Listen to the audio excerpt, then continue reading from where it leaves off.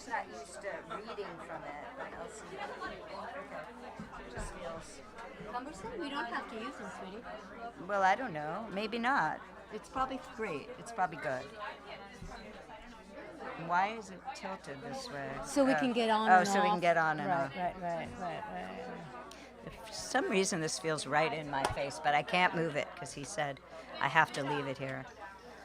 Does it look like it's blocking me? This. Well, no, Good but look. you do have a microphone in your face. I know. It's a little awkward. Yeah.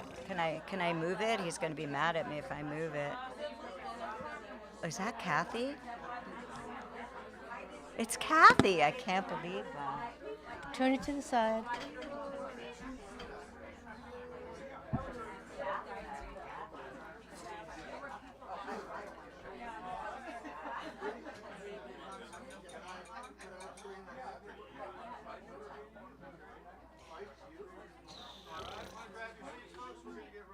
Okay.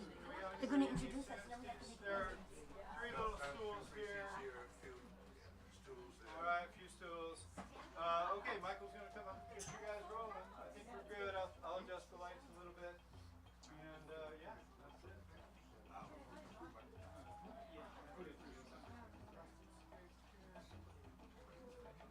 So yeah, try to keep us an eye on the court seat.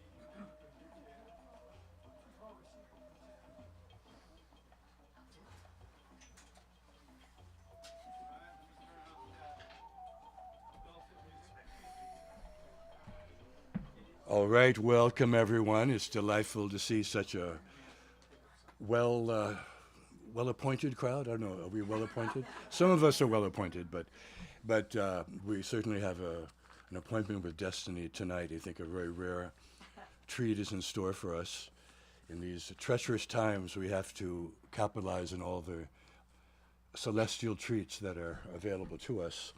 So we're delighted tonight to welcome Susan Dambroff and Chris Kammler, who are longtime conspirators, co-conspirators, collaborationists, in creating word magic, alchemical interactions between them that are often improvisational, and some, and I'm sure some of them are faux improvisational. You work hard on them, but they're so awesome. They seem spontaneous, even if they're been workshopped for decades. You never know.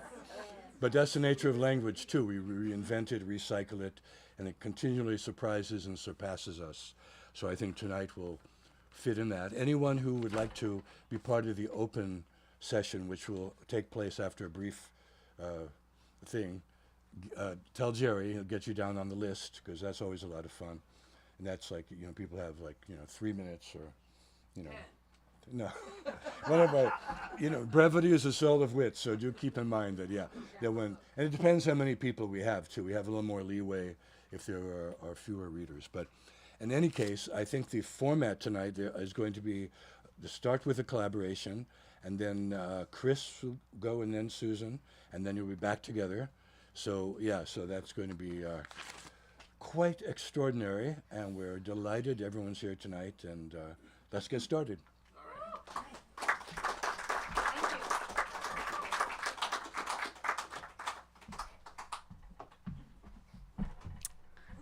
Wow, thank you so much for coming. This is Oh my God, on a day like today, quite a crowd at a time like this. you to peeled come out. yourself off the couch.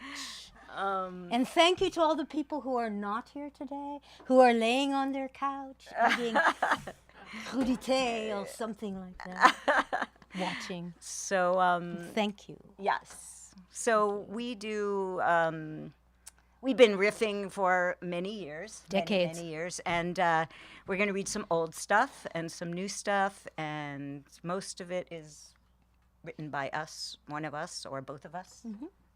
Otherwise, it's somebody else's, and we'll let you know who that is. yeah. Right. So, All right, so we're going to start with a kind of an oldie, kind of Not at representing all. a part of us. kind of a new oldie. Kind of a new oldie. Yeah.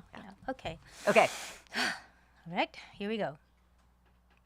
Of a certain age, my love and I walk into afternoon, My hair with dusts of gray, hers with a spray of orange. We discuss all the words for aging, old, older, older, elder, elder, senior. senior. Today her neck rides easy. Shoulder blades rest Into her back pockets there is a swing in my step. a smooth roll From foot to foot. and she adds Vintage. vintage. Later I, Search the internet for words related to aging. for example, grown up, Mature, doddering. of a certain age. We pass a favorite creed. A crowd of crows Their insistence to on being heard. My mother said, Growing old is for the birds. I never understood that. Look up its meaning. meaning. Something Something useless. Meaningless. Am I worn out? Am I worn in? Getting on in years. Out of fashion. Past its prime. Crows can recognize faces. Parrots can count up to 6. I am an old bird. Over 65, over the hill. hill. But we can't give in to our fear of losing everyone, everything everything. declining, fading. waning. Back home in the garden, The chickadees come to the feeder. I read that a chickadee Can live up to 12 years. How old is How old is old? My love and I. Together 40 years. Blossoming. Mellowing, sweetening. We've learned which dance works And which one doesn't. A mayfly lives For 24 hours. How much much time time left to notice? the crows. The popcorn the voices voices. over the fence. What's left of the blackberry? The woman who said, Every blackberry tastes a little different. coming of age. Long in the tooth. No spring chicken. I am 1 minute older. I walk the San Francisco Hill. I swim a mile. Second childhood. Golden years spry. The woman at the pool who says, Looks like you've been doing this your whole life. aging gracefully. Aging well, aging like a fine wine. I see my mother coming up from diving into a wave and saying, delicious. Flowering. Flourishing. Seasoning. I am an aged cheese. I am a golden oldie. I am a wise woman. a crone. Twinkling. Vibrant. Vibrant. Full.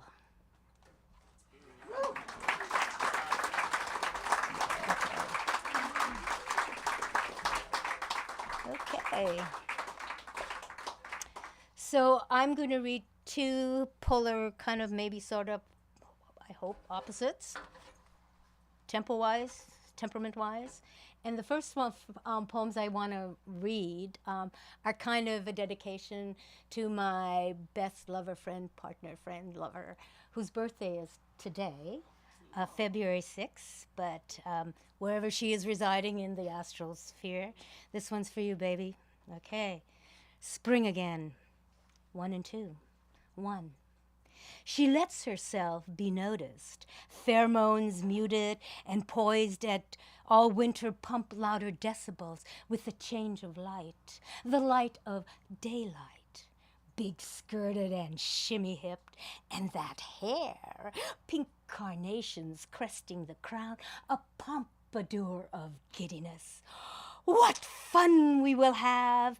Tea cakes and a blanket spread on the lawn, freshly mowed for us this day. That smell, that invitation to remember that fresh mowed grass smell. Yes, there are kids, too, in bathing costumes and rompers, rumpusing and chasing, falling and leaping. They are springing because it is spring. They must wake up, come downstairs to that familiar smell. 2. To be the girl in a Dylan Thomas poem where the hills and grasses swirl with language, words of infinite melodic syllables crouching in a nest of paragraphs on a spring day. A day like today, no other today than this day. This day I will sing you sestinas, court you in quatrains, be seduced by your lilting brogue and puckish grin. I will succumb this spring to the fullness, to the you of you, dear lover, on this warm earth, back arching grass, prickling blue sky over us day.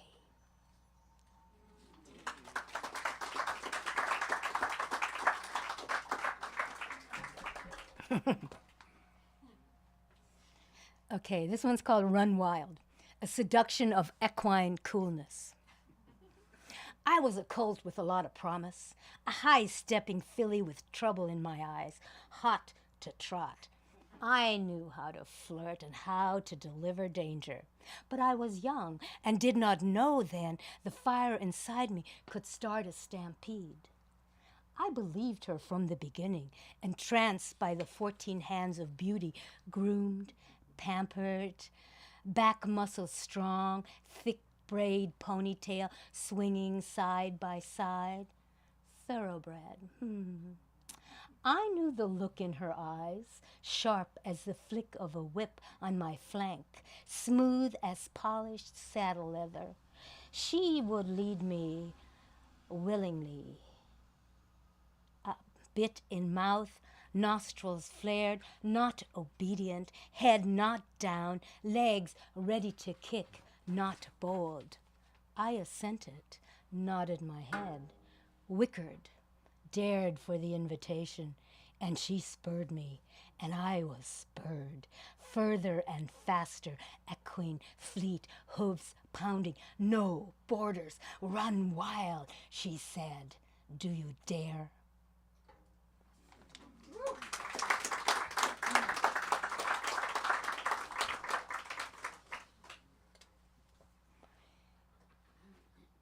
I don't want to read that one. Yeah, I don't hope so. Okay. Love soup. The morning rises on creaky legs, belly full of wonder. Familiar slippered steps shuffle to the kitchen where I am the soup poet, the jazz cook, considering broth with spices from foreign lands. Satar, harissa, garam masala, la la la la la la. Complex, mysterious, sharp on the tongue like words that sever. There are fractures and fragments floating. Even a good broth has scum to skim. Today I want a simple soup, broth with onion, garlic, vegetables, herbs de Provence, salt and pepper as needed. As I need your continental flair in this love soup. After all, you are the master of nourish and soothe. We break bread, dip into the hot broth, savor, eyes delighted, words crumble and disappear. We are in the warm soup days of our lives, slippered feet shuffling to the kitchen, familiar as the lines on my palm. We are weathered souls, twined together, gifted one more day.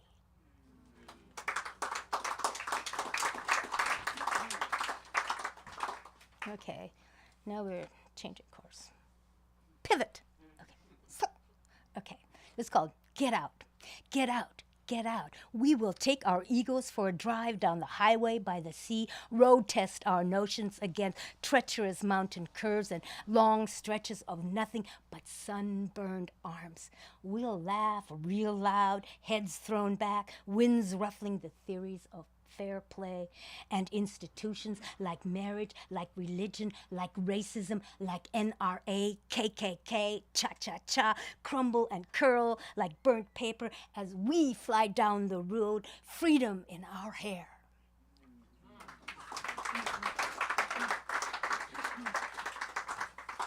Okay, here we go. End zone. In the end, there will be waste management drones, sweep-up agents to round up the refuse, Xboxes, eyelashes, tiny baby bones, rings, chains of affirmations. Imagine you are blessed. I am blessed. How blessed are we in the end zone? These pretty little street with roses and rainbows, forgotten riffraff in the street, like a parade ground after the party, mounds of DNA for disposal. Almost seems like it was fun in the end. In the end, we are left to collect the collective debris, Cheetos, Pampers, false teeth, elephant carcass, love letter, tambourines. Where are the hopes buried? I am blessed. I am dispossessed. There will be a reckoning in the end, fault found, fingers pointed. Have you ever had murderous visions? Took more than your share? Hit and run, run, run. Oceans rise, frogs burst, tempers flare, cost of living more costly. Not enough hope to keep this boat afloat. I keep eating, never hungry, never full, empty, empty of that which sustains. I am full of empty. Chomp, chomp, chomp, chomp this pretty little street with its pretty houses and comfortable, terrified people. Chomp it all. Starfish, wildebeest, coral, condor, eagle, centipede, tarantula, redwood. Conquer the land, conquer the water, conquer the sky. We produce this dystopia. We are the product of our demise. Guilty. Guilty as the sun cleaves the sky and the night swallows us whole. Forgotten. Extinct.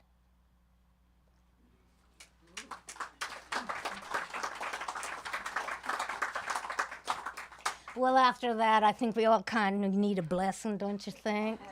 You know, okay, all right. Let's bless it up then. All right, here we go. This here's, sorry. Wipe that accent off my mouth. This is called the Crone Mother Blessing. Bless the stars pirouetting above, the rain clouds tucked under the blue, forever blue sky, and the rain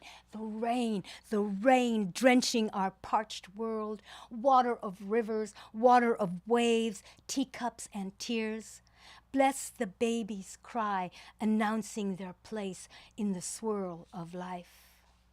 Bless the stranger's gaze. May it harbor friendship and acceptance, given and received. Bless true friends. May we continue traveling roads, winding up mountains and through ancient forests, searching, seeking. Bless the hard times that give us grit and resolve we did not know we possessed. Bless the turbulence that descends on our heads even when we are ever watchful. May we be protected. May we be supported. May we be safe. Bless the conquered and the conquerors, that they cease their fire and seed peace, that our leaders, ignorant, greedy, malevolent, be struck by a bolt of enlightenment. Bless the hands who bring the food, who bring water, who bring solace. May your families be blessed. May your children and future children be blessed. May the ancestor bless you with always having enough to nourish and share. May we be blessed with a strong heart. May we be blessed with an open-heartedness, where love in all its fractal form pulses until it doesn't. May it be so. May it be so. And so it is.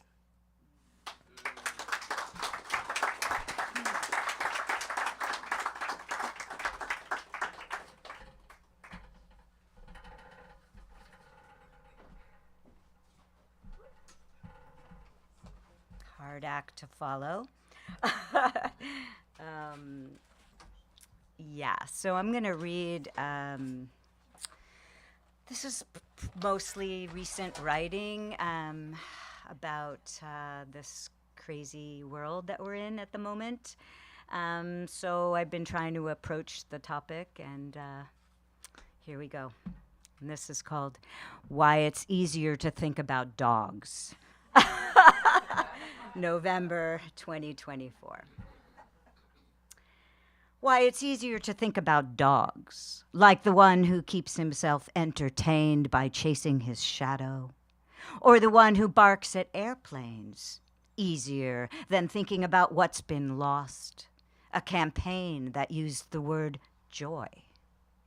These days, I draw spirals into every corner of a blank page. Something satisfying about this predictable containment, this rounding back into itself, every space filled. How to touch into the soft spots. Our dogs scanning the room for the deepest pit of despair, knowing exactly whose lap to curl into.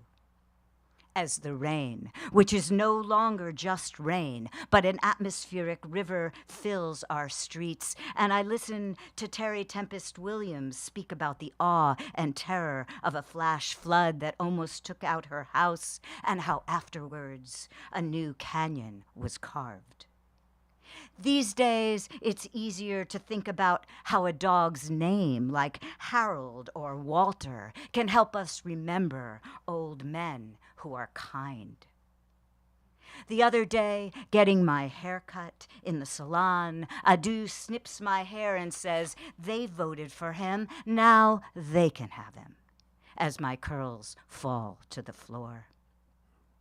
Today, while walking the dog, Denisio passes in his truck, the greeting in his sweet, lively eyes, and I think of all the houses he's constructed that he can't live in. How to tolerate the inconceivable, how to live in radical uncertainty. At the dog park, a chorus of dogs howl along with a passing siren.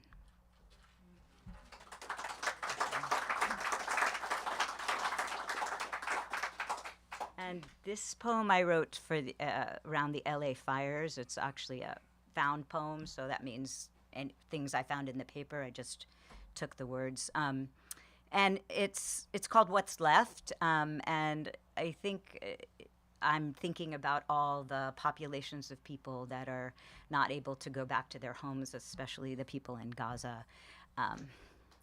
So it's called What's Left. Here's what's left. One plate, one bowl, one page of a novel I was reading.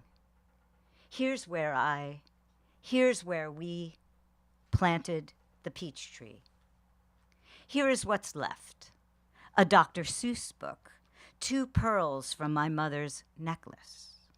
Here is where we prayed. Here is what's left. Nothing but my dogs and me.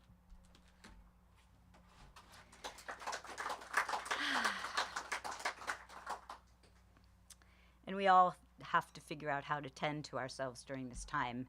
So these are some of the ways I've done it. Tend to the shattering.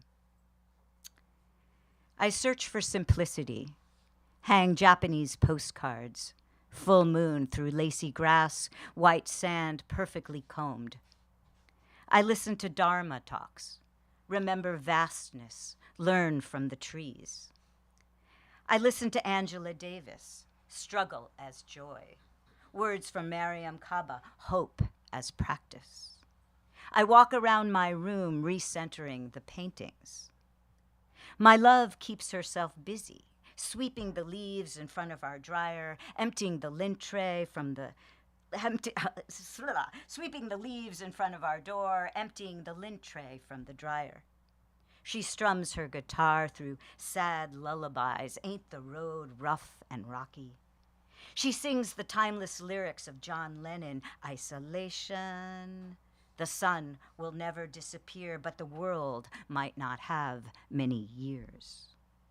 We try to stay kind. I tend to children, play music with toddlers, trail colored scarves across our faces as we hide and find each other with a boom. My love tends to the neighborhood, picks up nails from the street, offers water to the workers, knows all the dogs' names. I collect quotes. Thich Nhat Hanh, a cloud never dies. Du Fu, the nation is shattered, mountains and rivers remain. I stare at a watercolor of soft purple light on snow.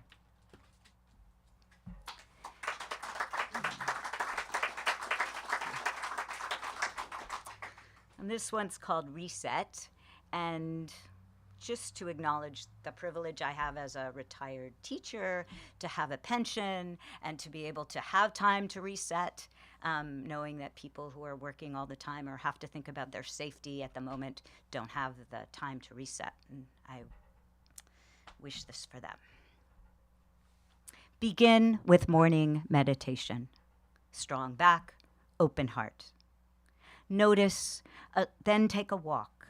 Notice a small boy under a weeping willow, how he winds himself in and through the leafy tails. Then back in your living room, dance with the elm outside your window. Remember how your movement teacher once asked, "What are you practicing?" Think courage. Reset to the breeze between speckled leaves, then walk again.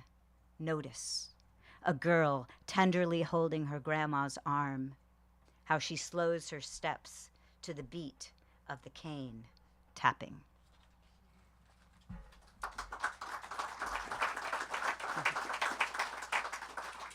And this last piece I wrote at the beginning of the pandemic, and it just feels relevant to me. So it's called I Used to Know This Welcoming World. I used to know piano keys and perfect loops of cursive, how to diagram sentences, so many phone numbers, digit by digit remembering. Used to build houses out of popsicle sticks, used to believe in trapdoors beneath my bed, used to dream houses with more and more rooms to spread into. Used to slide down my father's shoulder into his lap, used to hear my mother say, warm as toast.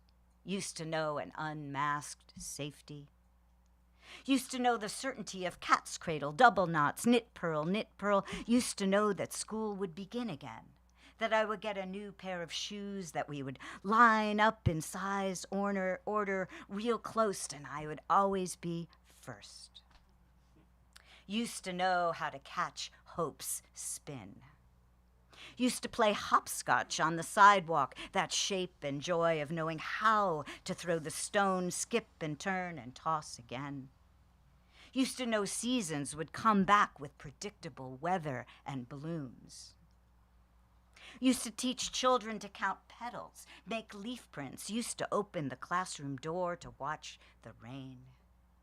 Used to know snow cold and green heat. Used to shine the light of summer buttercups under my chin. Used to know a braver body, more slide in the knees, more flop into sleep. Used to know aging would come with losing, but didn't know how much. Used to be a child in a field, running through the grass, boundless and limber, galloping, prancing with a dog's delight. I used to know this welcoming world.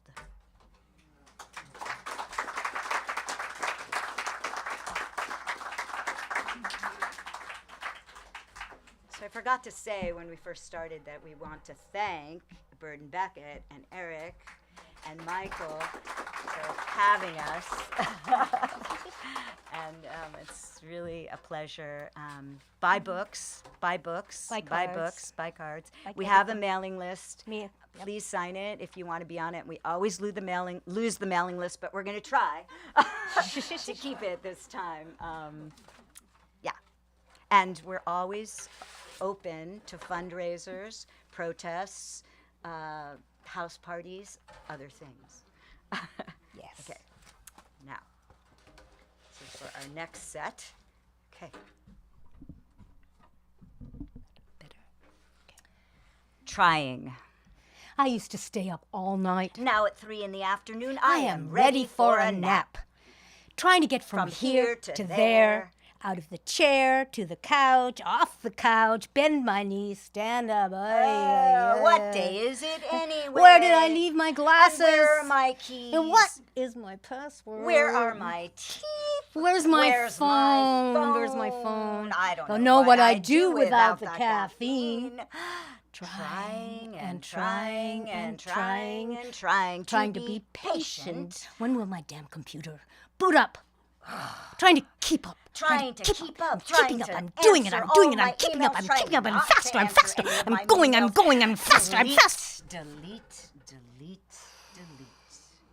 Trying To to have control of who and when I answer. Scrolling and scrolling and scrolling. Emoji this. Emoji that. Snapchat. Instagram. TikTok. Zoom. Zoom. No. I don't want to be your Facebook friend. No, I don't. Do you like my nope. hair? Mm-mm. Do you like my dog? Do you like my cat? Do you like me? Do you remember Do me? you remember me? Trying and trying and trying. to figure things out. How to be a couple. How to be a widow. How to be old. How to get old. When you're hot. I'm cold. And when I'm cold. You're hot. But if I turn on the heat, we argue about the bills again. Will there be enough money? Oh. Trying and trying not to drink too much water before I go to bed. I'll get up so many times to pee. Trying to get some uninterrupted sleep. Trying to just have one good shit a day. How Try to stay present. How not to think too much about the past, and you don't want to think too much about the future either. Don't think too much about the past. Not about the past. You No, wanna remember no, the no, past, not the but you past. don't But wanna no, the future, not the think about future. it too much, Don't but want you to really think about it don't because then wanna you get try, really you just confused. don't wanna think Then you about don't anything. But I want to have faith in something. Antibiotics. Acupuncture. Or Western. Or Eastern. Or swim, dance. Yoga, dance, swim. Yoga, dance, swim. Faith in someone. Cranial, sacral, through psychic alignments, meditation. Specialist. Pray. I asked my mother how she pulled off going from middle age to old. Frankly, I believe in denial, she said. Trying and trying and trying. To Remember who I remember who was before I got the chemo and the cancer and the radiation and the diagnosis and how my world would never be the same. Where did that wild feral pussy go? How did she become a tabby? A house cat? Trying to have faith in my body. To trust that it's all gonna be okay. Trying to be where I am, much closer to the end than to the beginning. Trying to have more view, Less snapshot, more beauty, less logic. Try less, Pause more. try less. pause more.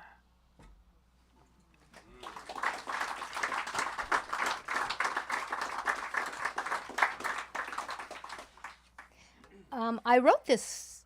No, I didn't. Yes, I did. I did. I wrote this. I just outed myself. Did I you know. have, I just have thought a it was story? No, I did. I thought it was the next poem. So we're but good. it's not. It's this one. This one Okay. right here. I just outed myself. Right? Go. Okay, lately I find much good tucked inside the day-to-day. Wedged between horrible and terrifying. Our moments of beauty. Love expressed. My body remember. Crooked toes. Supple mind. Strong bones. The wide open prairie sky heart beating to the finish line. Look at how we age. Hair spike, bird claw hand holding the crossword. Oh, that bright red lipstick. And the younger of us In black and gray. flip-flops, high high heels, heels, work boots. Here we are, traveling together. Heads bowed to the cyber gods. This is how we pray. Lately, I am hurled into my elder self. Giddy and Irreverent, I get older and seem to get younger. want to jump, griddle to flame, want to spark everyone with light. A solar flare. I am a solar flare. But when I hurry, rush, gallop, race, my body shudders to a stop. And I wonder how it will end. It will end. All of it. Ta-da!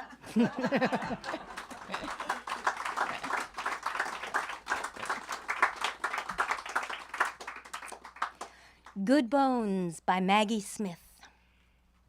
Life is short. Though I keep this from my children. Life is short. And I've shortened mine in a a thousand delicious, ill-advised ways. A thousand deliciously ill-advised ways. I'll keep for my children.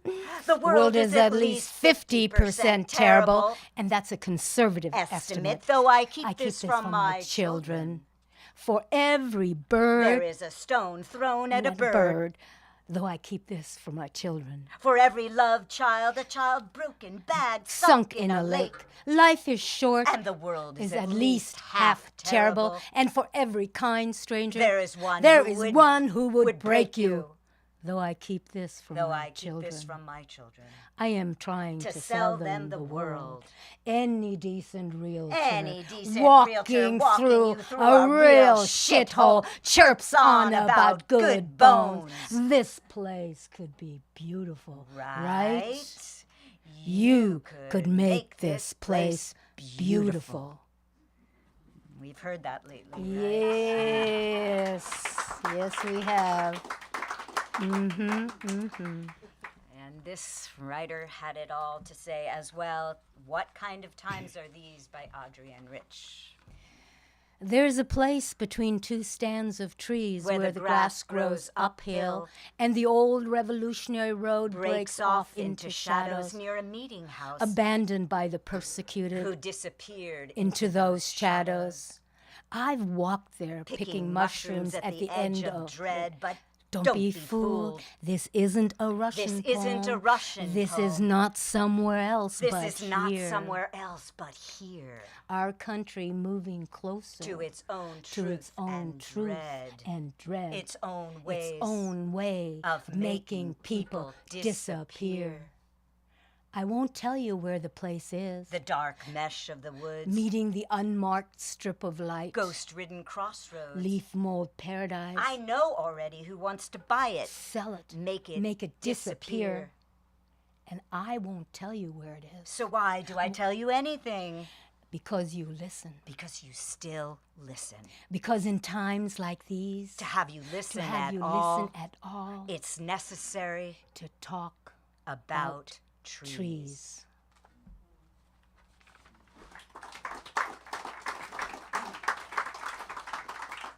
I wrote this.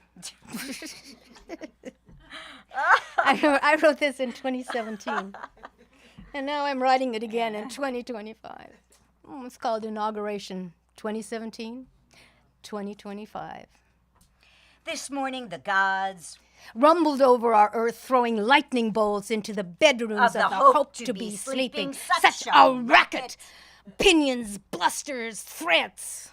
This morning there are 3 doves Sitting on the bare branches of the apricot tree. There are 40 million ants Marching along the kitchen counter. This morning the country wakes dazed, leaves for work, school, the streets. This morning we we rise. Unfurl prayer flags whipped by wind and rain. Untangle broken prayers, crushed hope. Make them fly. Make them fly, fly, coherent, unbabbled into the world.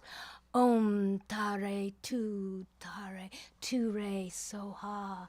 The wind horses are packed and ready to fly, ready to fly into the storm. It is said there are only 2 prayers. 1, Thank you. 2. Help us.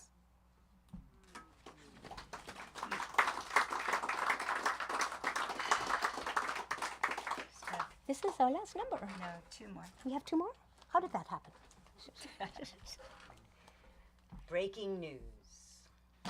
Headlines. Project 2025 may not be what it seemed. It's worse.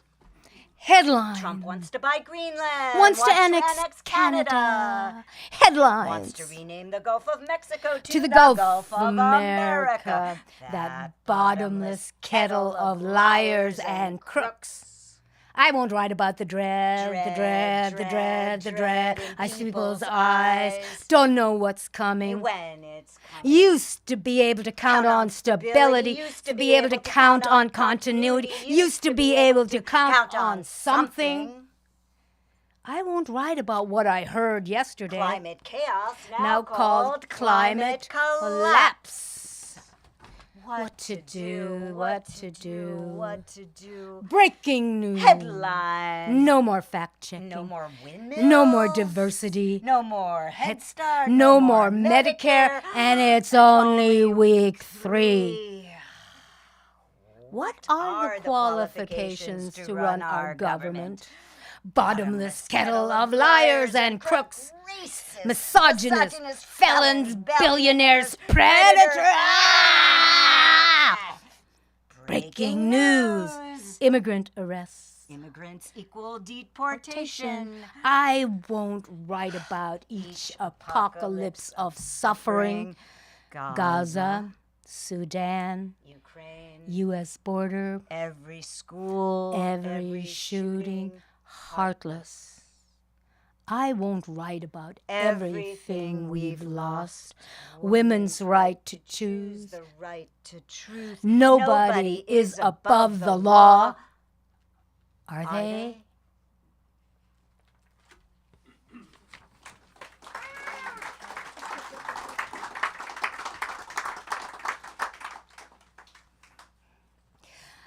Will you join us? Hand on heart. Hand on heart.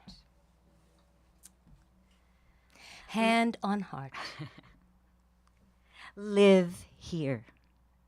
When everything you try to fix remains broken. When it seems like there's nothing left to try. Live here. When it's hard to rest in the questions, when you are so tired but you can't sleep, when your body forgets that it's brave, live here. When the world weeps within you, when all you can think about are the wounded children, live here.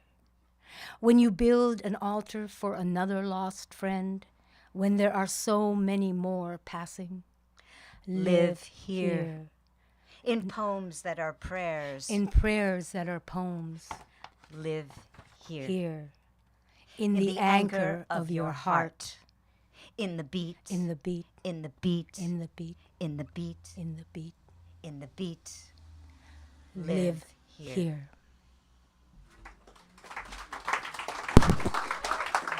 Thank you.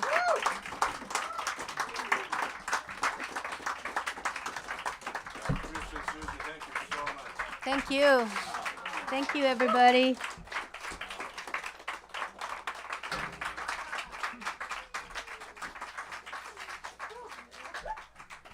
Well, that certainly met our highest expectations, I think.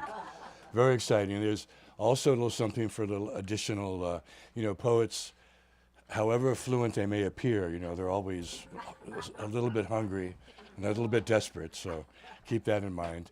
So we're going to take a 5-10 minute break, and then how many people are on the list? Or we got? There's 8 people, me and you. Yeah. Okay. So we'll have a the open session. I hope people stay for that, and again, brevity is the soul of wit, so everyone should be aware of the time aspect of their presentation. So, and again, wow, guys, woo, serious stuff.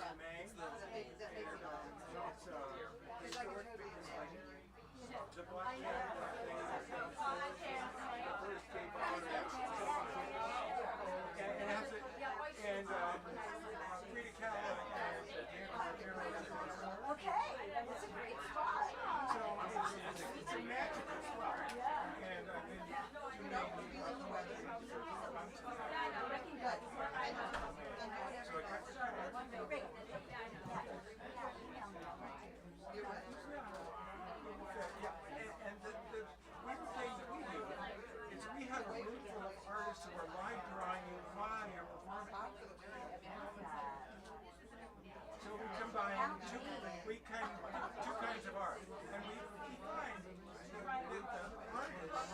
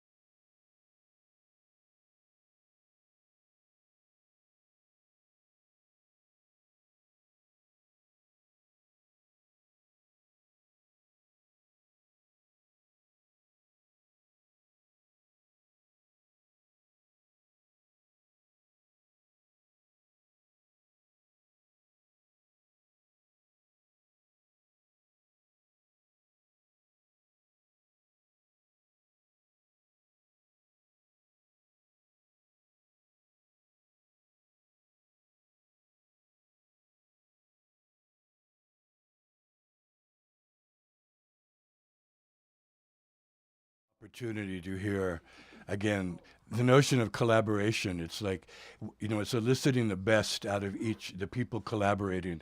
And it was such a beautiful example of that, of an affection and balanced, but off balance as well, off kilter just enough to give it, a little sauce and a little, very nice, very, very nice. I'm very appreciative of the general congenial festive crowd. It's really gratifying. On a rainy February, we're doing a hell of a job here, So I'm going to read three things, and I'm going to turn things over to Jerry, who will preside over the open mic session of things.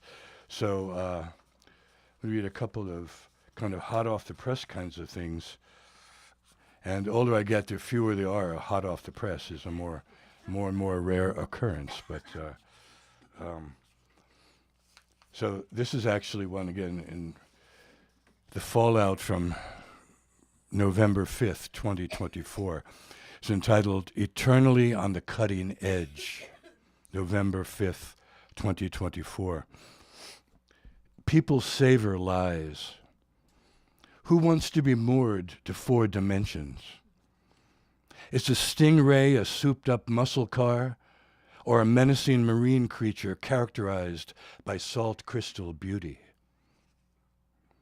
Lies are cost-effective shortcuts to glory. I'm not going to lie to you. The ocean, dangerous when wet. It takes 2 to tango. In vino veritas. Small plovers and noisy tractors litter the beaches off-key thunder. Or is that the surf speaking in tongues? Trust me, drink a shot of bleach, guzzle some horse dewormer. For lustrous hair, try petrified lynx urine. I swear in my mother's grave, the truth and nothing but the truth is dead. Yeah.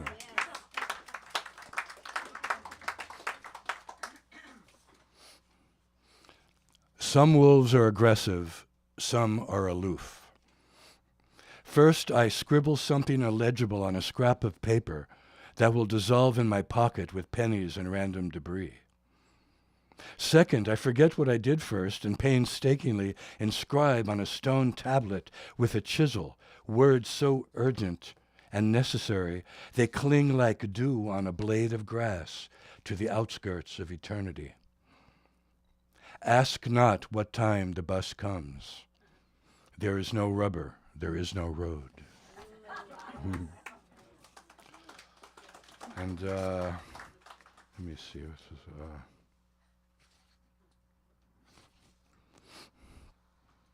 When you leave the alphabet behind, it's off to the races. Syllable by syllable, wind teases the trees. Silence gets rusty. The authentic locales are bogus as rubber ants.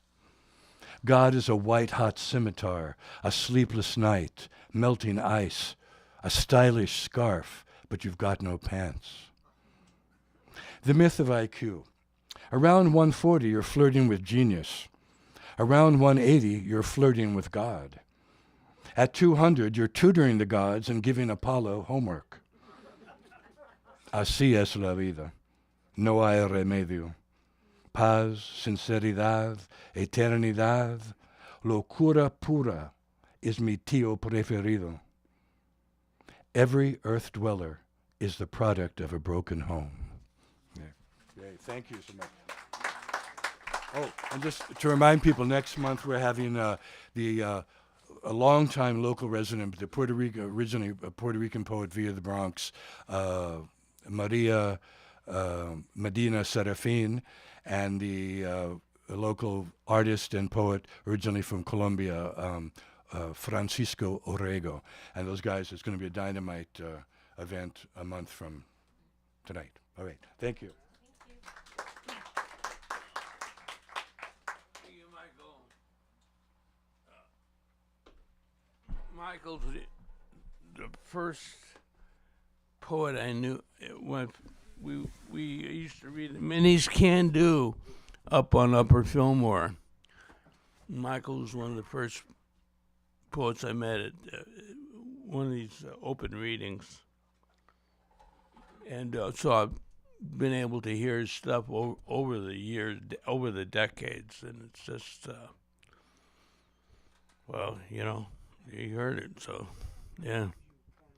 Okay, so I'm gonna read a couple of poems, and then we'll get to the list, which has like 10 people. So, you know, okay, this is a poem I wrote for a guy I worked for. He was a Tibetan Buddhist. He had a shop here in San Francisco, the original Tibet shop here. I worked for him for a long time. So it's called Goodbyes at the Dharma Shop.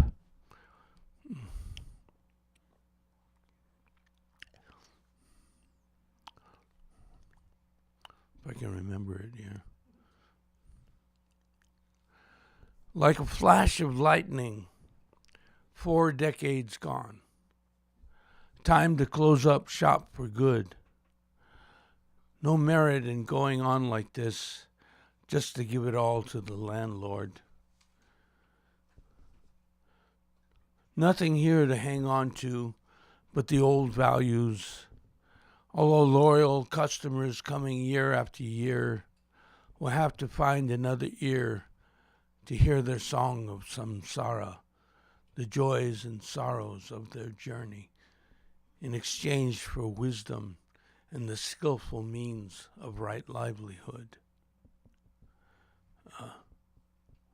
In front of the door, the sunlight paces back and forth as before, but within, all is silent.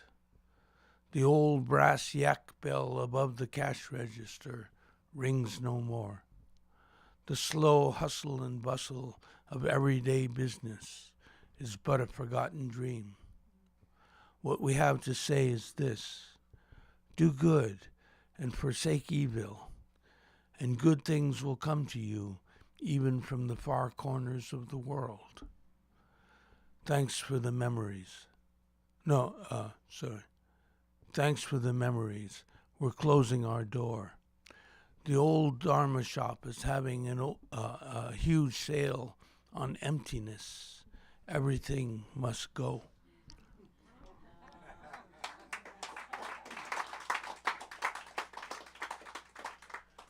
Yeah, he had a shop here in San Francisco. He was the first kind of Tibet shop outside of Asia, and he was a very devout Buddhist, and I learned a lot about meditation from him. So, yeah, Dorje Lama was his name.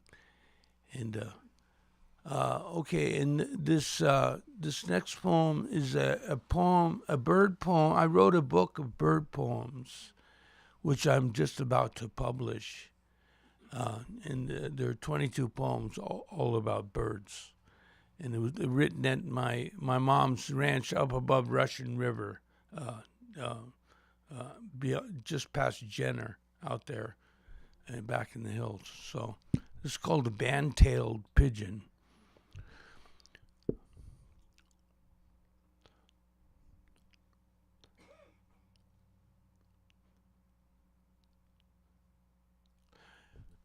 Once in such numbers, they darken the sky. There's a bird now rarely shows itself round these parts, the so-called band-tailed pigeon. Only seen one once myself at the bird feeder. According to my book of birds, a young one, light gray with a white ring for a collar.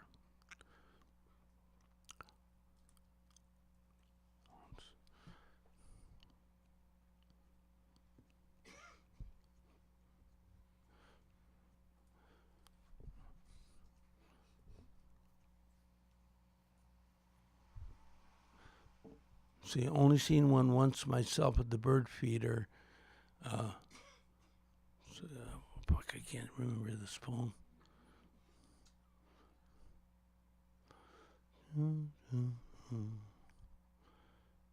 Anyway, I can't remember. I'm just going to read off the list now. Okay.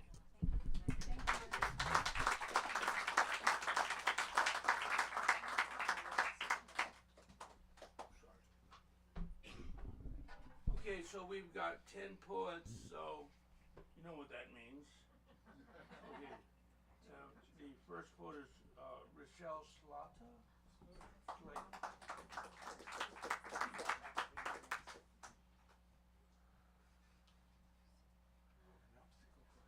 Yeah, it is. Should we take one of these with us?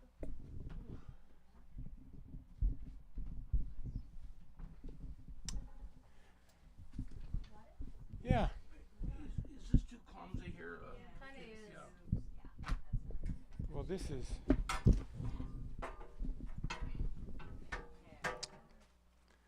that better? Yeah. So, I'm about to publish Letters to My Dead Name. And you're going to hear it before it gets launched on the 23rd of February at my hairstylist salon. And it's on Eventbrite, and I have a jazz guitarist that has played here, Luke Schwartz. I hired him to entertain at my reading. So I'm going to read you, I'm going to start with the title poem.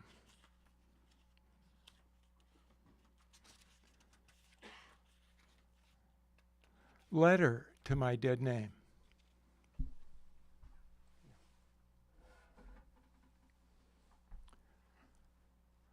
On the occasion, letter to my dead name, and you need to know that my dead name was Richard. It's important for this poem. Letter to my dead name on the occasion of a court decree changing my name and gender and the issuance of a new birth certificate. I wear this humble house dress. All other ways are useless. You, Richard, are deterred. Yes, something has occurred. Oh, the things I have to say. My tongue is very loose today. I was a faggot to my brother. I was raped by my mother. I am a woman of my own. These thoughts I cut to bone. This is my final word. Yes, something has occurred. Oh, you of the wayward herd. There is no longer Richard. Hell, there never was a Richard. Yes, something has occurred. Love, Rochelle.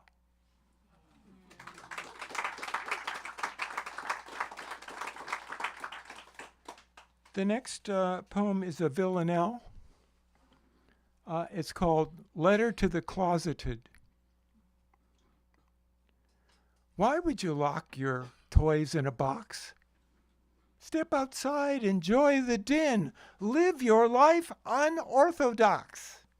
Check your privilege, grab your socks, where you going, where you been? Why would you lock yourself in a box? Don't be scared of all the shocks. Buzzing sounds are hardly sin. Live your life unorthodox. Seize the key, unlock the locks, strap it on, plug it in, launch yourself right out of that box. See what all that joy unlocks.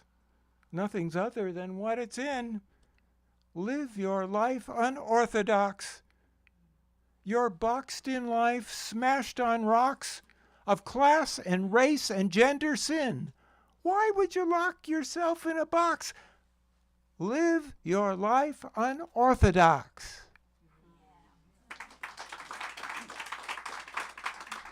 And I'm going to read this last poem.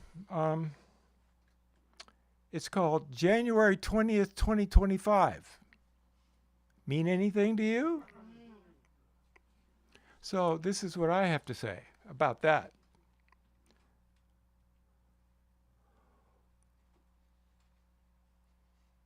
What do you do with what you have? Out of your grief, you make a plan. Tramp, trump, tramp, trump. Times have changed, things have not.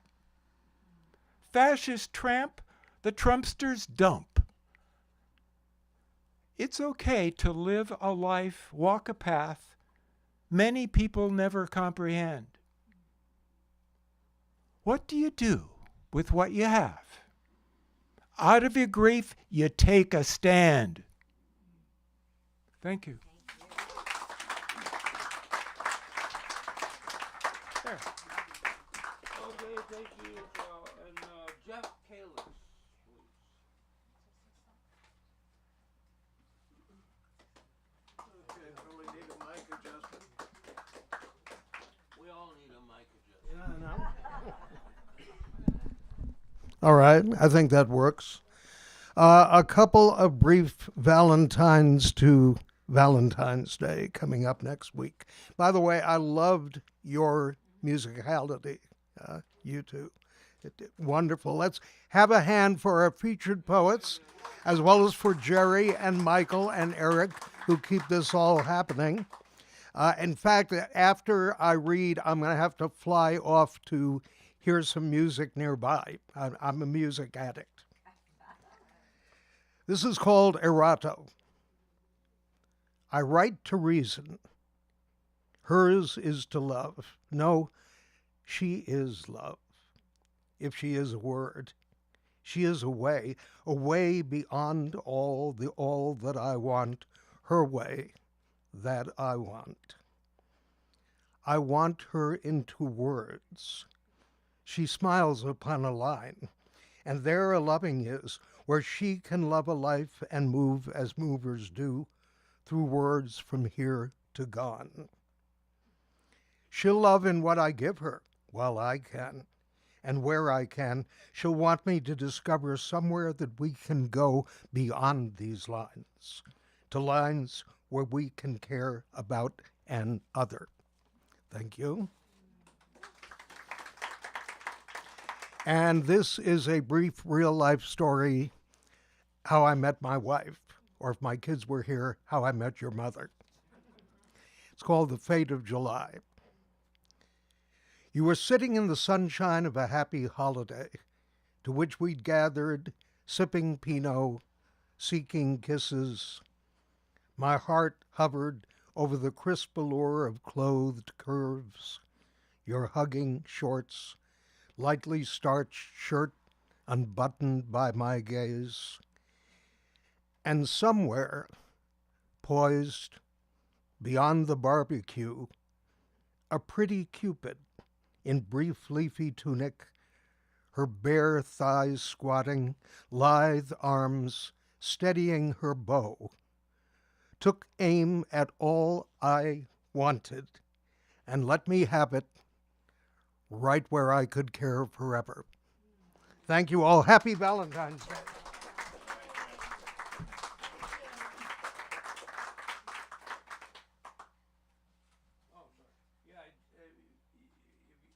You should follow Jeff. He's a very important jazz critic in the area. Well, all over the place now. But Feature writer, not a critic. okay, right. Okay, so I'm not sure I'd read the step. Leonidakis.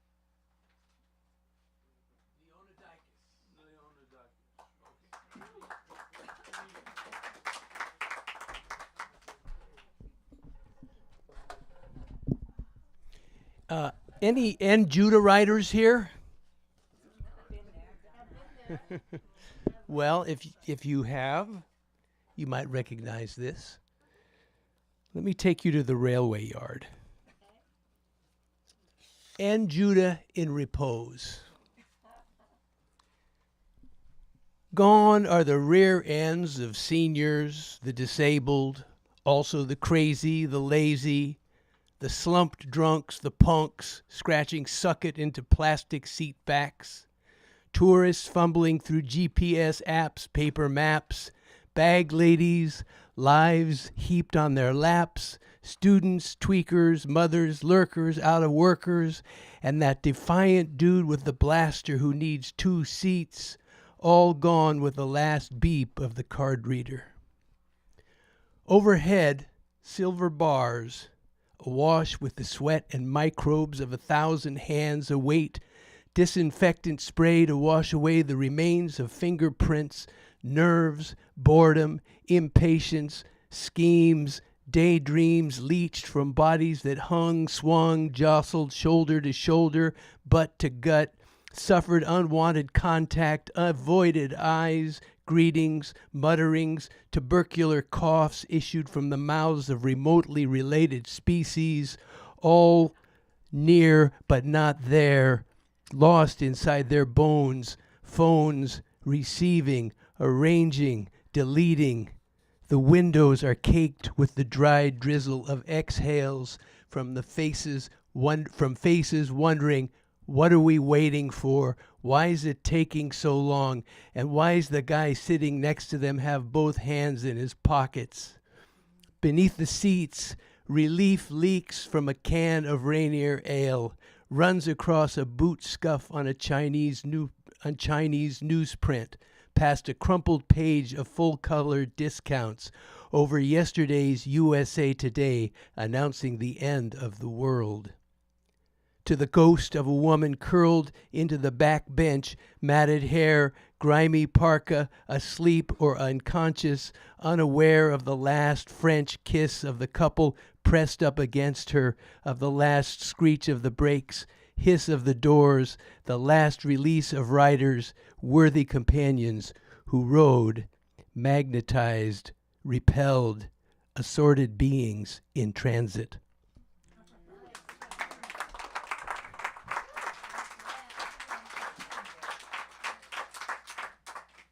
Okay, thank you. And then Diane Wilson.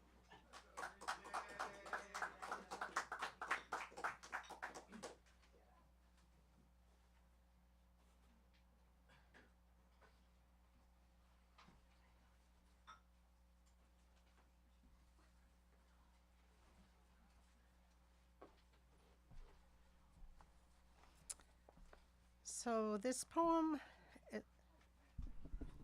is called How a Fire Starts, but it is not about the most recent fires.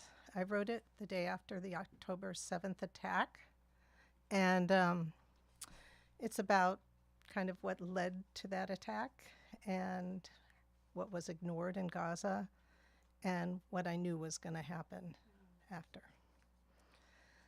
How a fire starts. It starts with the tiniest spark that stumbles upon dried needles and leaves waiting to ignite. It smolders unnoticed, smoke barely perceptible as the heat grows. A slight puff of breeze sends oxygen its ways to fan small flames which find desiccated grasses, then ancient oaks, boxwood, and sycamore trees. Pyrotechnics begin, and there's no stopping the carnage. It consumes all in its path, jumps roads, rivers, and borders. From a distance in the horizon is heated in crimson. Fever felt from miles away until there's nothing living left but sizzling embers and suffocating smoke. It's irrelevant who started the fire. What matters is why nobody put it out. If you are lucky, you can turn off the TV, close the laptop, and step outside to clean, fresh air. But don't be fooled. Those tiny sparks are everywhere, just waiting to ignite. And I guess it could apply to what we're dealing with in this country as well. And this, the next two are short poems about I wrote in the middle of the pandemic, when the fires were happening. Listen to your mother. Listen, the wind won't stop blowing. Pollen particles settle on cars, in nostrils, gossamer clouds drift above. Listen to her. As we emerge warily from virtual hibernation, await another summer to find emptied aqueducts and parched rivers, she pleads with us. The effervescence of before, faded and distant, crushed by plague and drought and seas of flames. The casual coffee clatch, banquet or barbecue, is carefully moderated with order and boundaries now. We begin to peel off the layers of protection, abandon bits and pieces of caution, shed masks and share refreshment and merriment carefully. We measure our lives in pre and post and in between, with a side eye for the next affliction, but will we listen?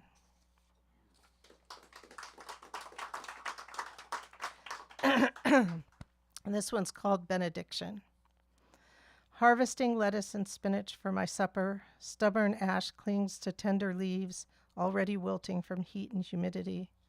This garden, this sacred space no longer. Quick harvest and then into filtered air. Rinse further withers crispness. The freshness and bite dwindle and drain away. How much more can one take before it all begins to dwindle and fade like lush green in my sacred space? We wait for the smoke to fade, placate ourselves with glimpses of life out of fogged up windows. A few minutes in the fridge and the chill restores the crispness for our potlatch. A bit of comfort goes a long way. Outside, the leaves beginning to fall from the apple tree, prematurely signaling soon the apples will follow, crisp and sweet. The chill will settle in, a benediction.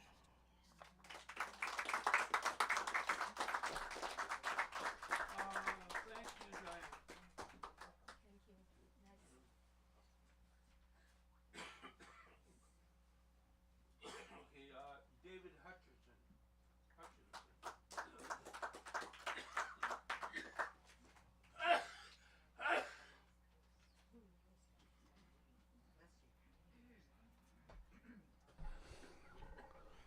Thanks, everybody.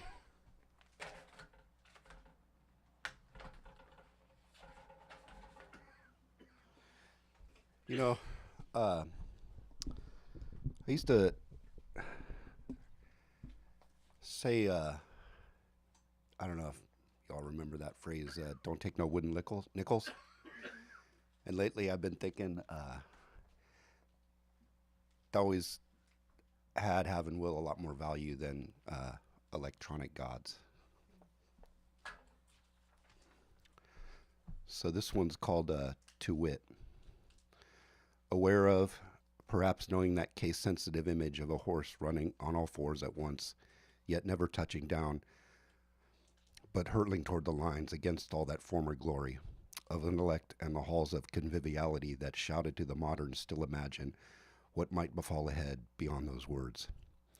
And fears of time, because while the fields of vision never rest upon, but stretch the recognition that these years are only present and remains what may still become.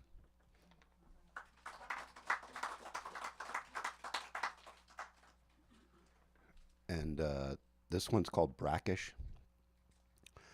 Boardwalks of no return, how to respond to water, dry as all get out, and imagined as reward. Pretend that same and know salt arise with pleasure and the wondrous below.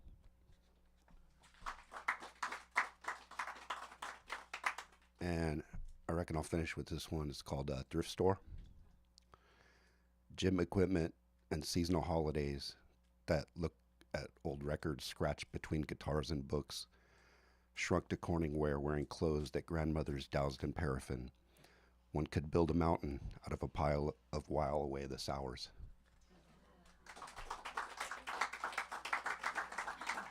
Thank you.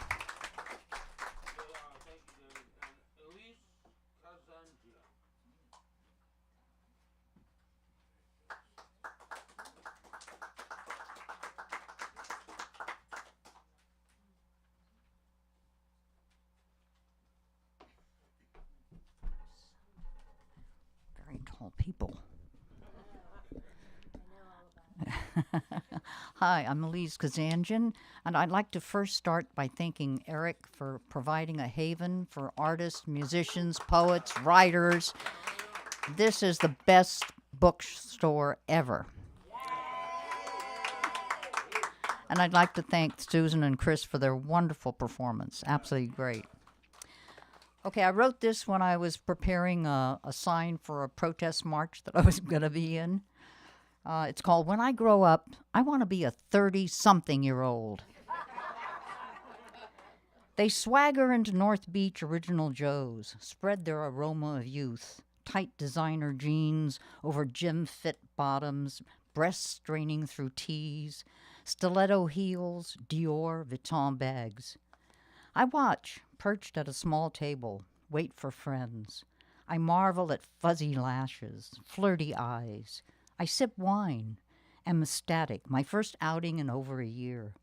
I observe early mating, posturing. Beautiful 30-plus creatures, Screams of laughter, jokes I'm not privy to, an unblinking view of a parallel life where they own their bodies for now. I want my wine glass filled with that kind of insouciance. A tall, beautiful blonde so passes my table, stops, grins, says, I love your blue hair, blue nails, blue shoes. I wish my grandmother was as hip as you.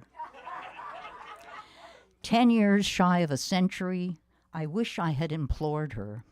Protest, make noise, march for your life, do it now, before it's too late.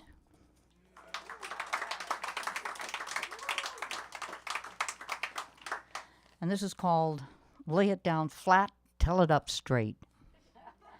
Have the times changed so much that we really believe the flim-flam of politicians, the tricksters of the world who tell lies, bury us in the coffin of our dreams, to wait for oblivion, like the caged miner's canary, the strewn remnants of our desires hijacked and scattered? Have we changed so much that we are exhausted, can no longer drive our own cars, write our own notes, compile our own speeches, cook our own food, talk to each other face to face, but rely on phones, texting, computers, AIs, food delivery persons, online expensive companies, in the absence of retail stores? Have we become inured to fears, to anger, to hatred, to deceits, to violence, to corruption that confines us? It's time we can do this. Lay it down flat and tell it up straight. Thank you. Okay,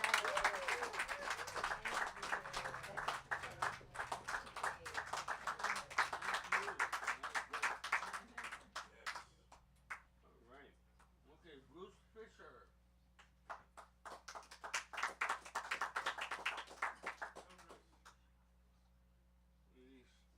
He bowed out. Okay, Lauren Garrity.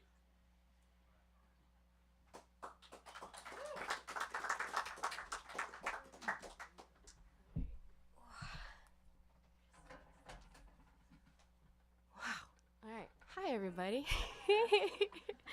Sorry, I'm very tall. Whoa. Like that? I think, is that good? Can everyone hear me? Okay. Wow, this is really nerve-wracking.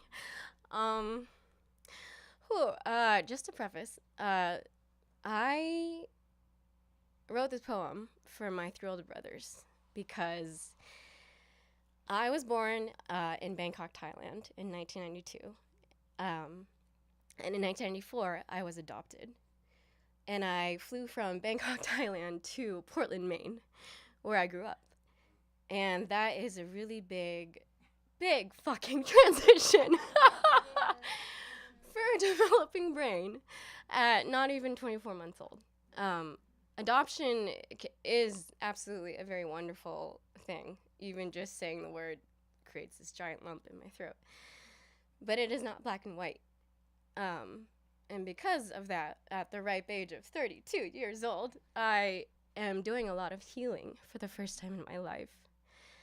And part of that healing is acknowledging those great parts. And there were a lot of really hard parts, but there were also a lot of really wonderful, beautiful parts. And 3 of those parts in my life are the 3 brothers that I was given and gifted through the family that I was adopted into. So I'm going to do this, and I'm going to not cry, but just bear with me if I do end up crying.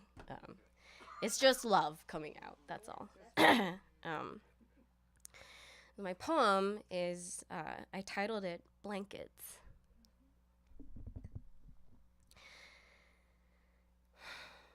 Why does your nose look different? I have no answer for this question asked by the other children who learn with me and play with me and eat with me, but who do not look like me. Maybe it's because there's enough warmth from the 3 faces I say goodnight and good morning to, who show me the magic of Saturday morning cereal and read the words on the back of the boxes so the language I hear, so the world I have found myself in becomes a little less scary. Isn't it amazing how aptly the nervous system is named? Isn't it amazing how consistency in the familiar could turn a system of nervous into a system of everything could actually be possibly okay? They buckle me into my booster seat between them, all three of them. A protective sandwich, a joyful boyful of security, an undertaking that covers me so wholly that maybe I simply cannot recognize how I could be apart from the noses of others.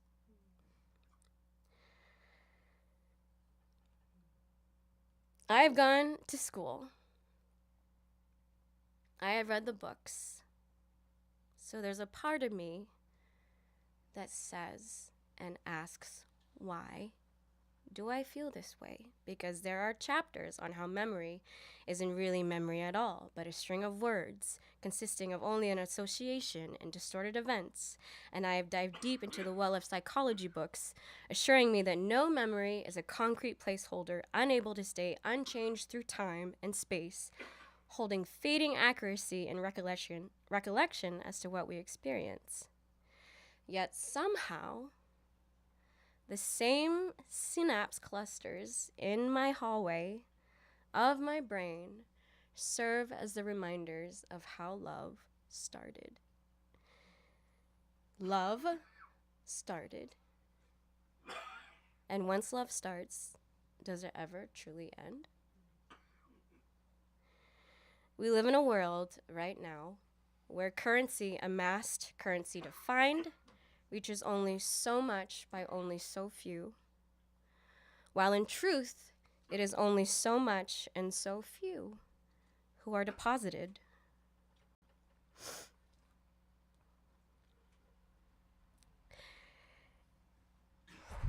The richest type of wealth. This wealth is not a wealth, but it is a warmth. I carry this warmth. You carry this warmth. You carry this warmth. I carry this warmth, and it courses through my veins every minute of every day. Brothers. 3 of them.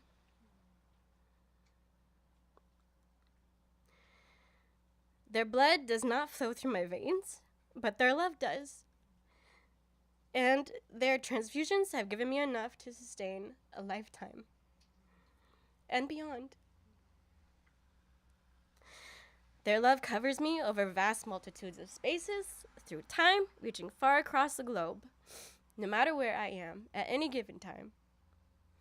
Atop mountain peaks, after sweaty ascents, in crowded alleyways packed with strangers in new cities, in the hug of an old friend, in the belly laughs that spill freely from my gut as I throw my head back, amused at the most juvenile of jokes, an attribute to the humor that just bear-hugged me all through my childhood.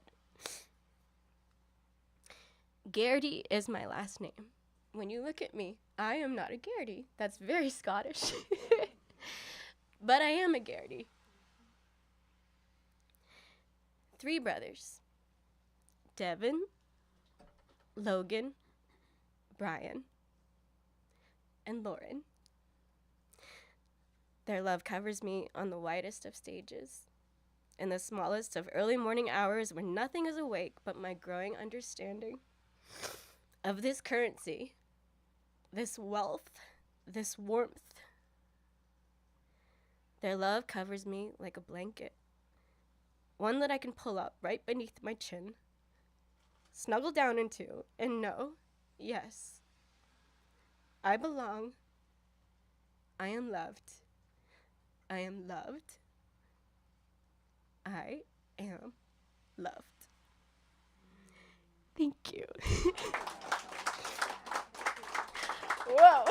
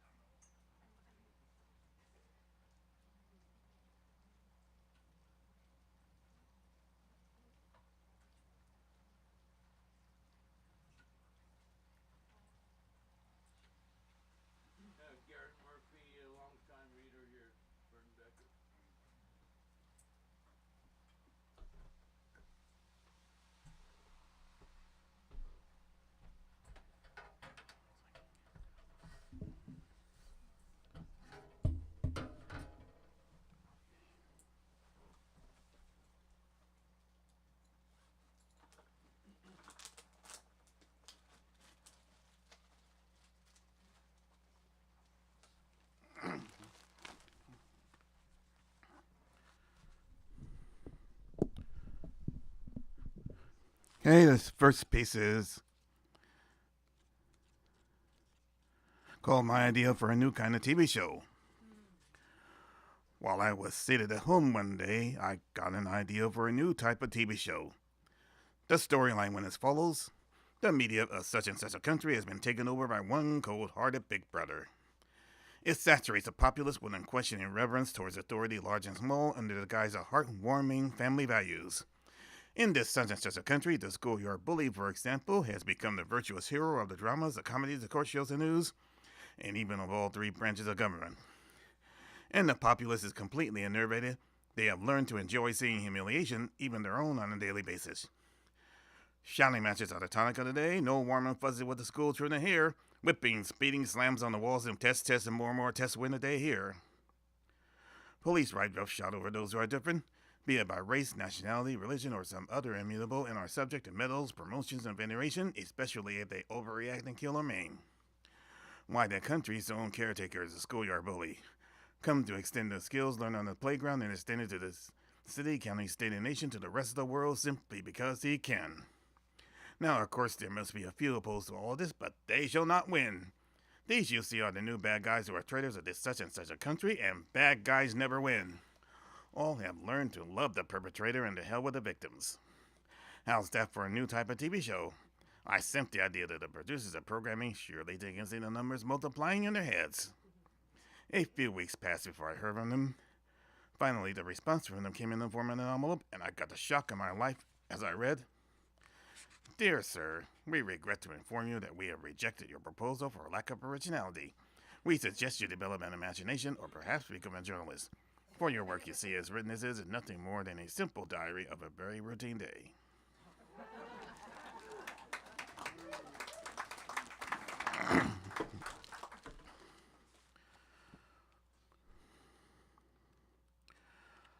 Okay, walking tightrope.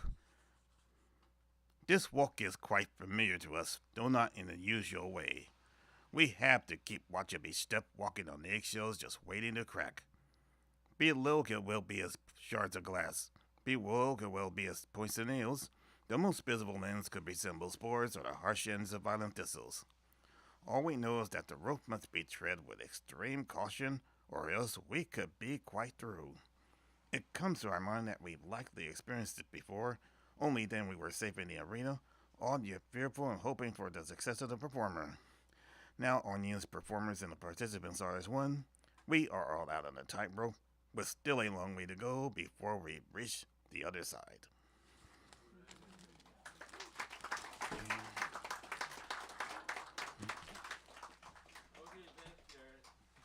Okay, lots of all. Michael, in your car.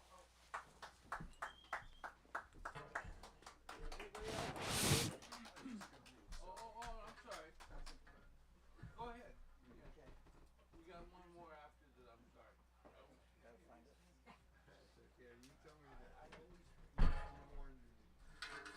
Okay. Hi, everybody. I'm not used to reading off my phone, so it's kind of weird. I've been working on a memoir fiction hybrid. Usually I just write fiction, so this is kind of out of my comfort zone. It's kind of, I picked up a short passage from the middle. My mother's life changed during a week when she was 29. I say a week, it might have been a day or as long as a month, when she developed pneumonia, which triggered severe bronchial asthma, the same as afflicted her father, my grandfather. It was about a year after I was born, so at least for a few years, I was oblivious as an infant and toddler can be. Whatever hopes, dreams, plans she had to be continuously revised or abandoned. For a long time, she kept up appearances, so to speak. There was normalcy, family get-togethers, trips to the beach in summer, shopping and making meals, tending to me and my brother. She was a 1950s housewife, after all. I have a picture of her and me in the Bronx, in a Bronx park along Pelham Parkway, with large boulders in the background, likely left over from the Ice Age, my father, most likely the photographer. But her symptoms ruled her life, our family's life. It drove us from the Bronx to Arizona and then California, with a year-long stay in a Denver hospital for her. My life, too, was changed overnight by illness when I was 43. My aunt, my mother's kid sister, was in her way correct in saying there was a curse on our family. Ill health, true on both my mother's side and my father's. When I was 43, I thought I'd escaped it. But after a few days with a minor viral infection, I woke one morning with a profound feeling of mental and physical debility. It was unlike anything I'd experienced in life, unlike the flu, or pulling an all-nighter in school, or waking hungover, or just having a few hours sleep. It wasn't terrifying at first, as I assumed it would go away. I'd had short episodes in the 2 years preceding, but they were short and I always bounced back after a few weeks. This time I didn't. As it was for my mother, the symptoms came to rule my life and upend all my plans and hopes. After a month, I had barely the energy even for despair. Perhaps the worst my mother ever looked was the first time I saw her on her return from the hospital in Denver, pale, emaciated. I was told I'd stay another week in foster care while she rested up. Take me back to that garden apartment in Tahunga before she left for the hospital. Before foster care, I asked my guide, the Catalonian librarian. Why, he asked, won't it be too painful? I want to talk to her then. I want her to know that despite my struggles, I survived and lived a life, became an author. I want us to commiserate as two adults whose lives revolved around illness and its symptoms. I want to lift the burden of being a mother from her shoulders for a little while. But she escaped the burden for almost a year in Denver, he says. But not the burden of guilt, I reply.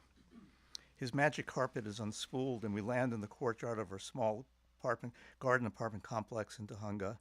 I knock on the door. It's morning. The air is freshly scented and warm. There's a flower bed down the center of the courtyard and a cluster of stoic succulents. A slight breeze rustles the flowers. There's a palm tree that promises its shade but denies it. My father works nights and is sleeping. My 11-year-old self is playing in the courtyard with other kids, a game that involves 4 children. I ride on the shoulders of another boy and try to knock down a similar pair of boys. It's one of my last memories of exuberant innocence. My mother opens the door and gives me a puzzled, quizzical look, then a frown that melts into a weary smile. I recognize the effort it takes to maintain her smile. It's me, I say. She grasps my right hand in hers, guides me inside, gestures to a chair at the dinette table. Coffee, she asks. Her voice is hoarse and she frequently coughs to clear the phlegm from her chest. Tell me, she asks, and I do. She nods encouragingly. We commiserate as if we were the same age. Tell me more, she asks. I fear my complaining will exhaust you, I reply. Seeing you, she says, pausing between words, as an old man, a handsome old man, is a wish come true. I tell my illness story and she tells hers. I always believed I'd get better someday, she says, until this week, until I left the hospital defeated. But I had my first cortisone shot yesterday, she shares, and I feel hope returning. She pauses. But please, tell me what happens to me, to us, to our family in the future. I hold back tears, sip my coffee, and weigh my words carefully. There are happy screams from the kids playing outside, which includes me.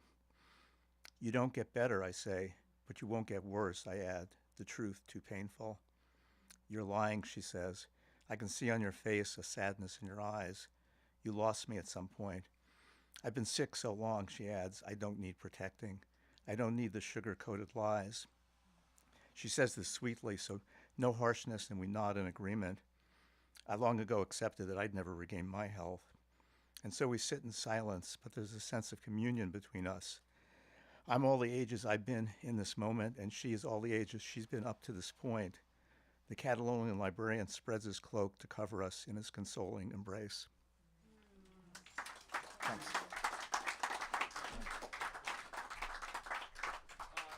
Thank you. And now we have our house philosopher, Walker Brents.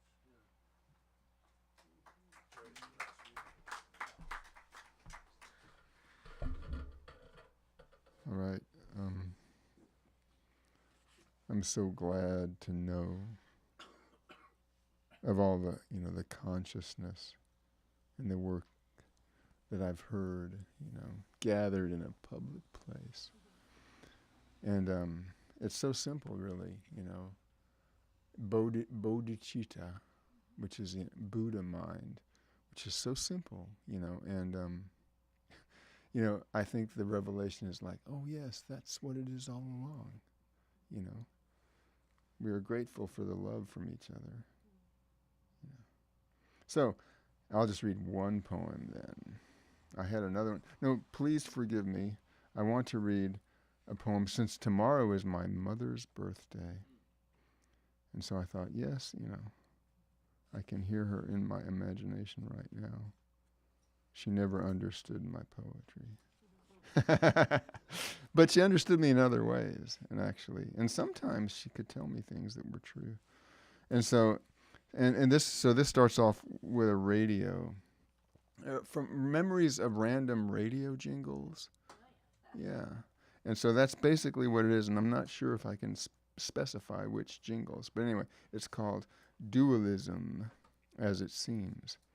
I remember two people whose voices I never heard singing except for the way I hear their voices in my imagination, singing two songs in my mind. One a cowboy trail song, and one a radio jingle in a chorus with one voice I hear well. I am not flush with words to how I could say this further than the way I do, which is hardly at all. But let me hear them now, if only for a moment. There, I did. First one and then the other. One is chesty like a red-yellow flame in the shape of an orb in a robin's nest stranded in a tree. The other is a wooden light bulb floating bravely in a sea of forehead wrinkles where the distance twinkles greetings. Friendly voices both, but I have no hope of knowing these voices in their breath ever again, if I ever did, because there's no way to explain this with concepts of existence and non-existence. So let us be creative. Make this world good.